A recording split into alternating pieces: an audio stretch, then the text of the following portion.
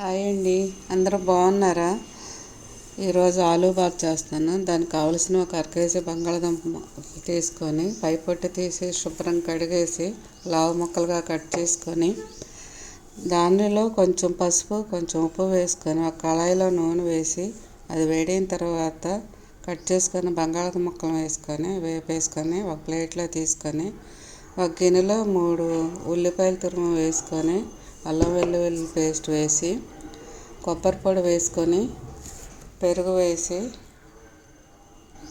కారం ఉప్పు వేసుకొని ఈ విధంగా పేస్ట్ రెడీ చేసుకోవాలి.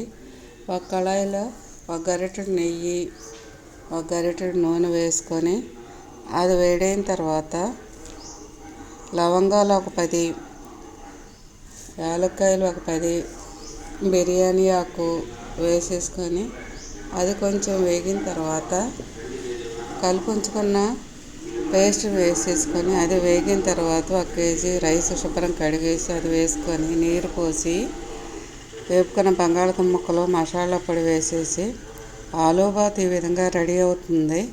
నా ఛానల్ లైక్ చేయండి, షేర్ చేయండి, సబ్స్క్రైబ్ చేయండి. మీరు కూడా ట్రై చేసి నా కామెంట్స్ ద్వారా తెలియజేయండి.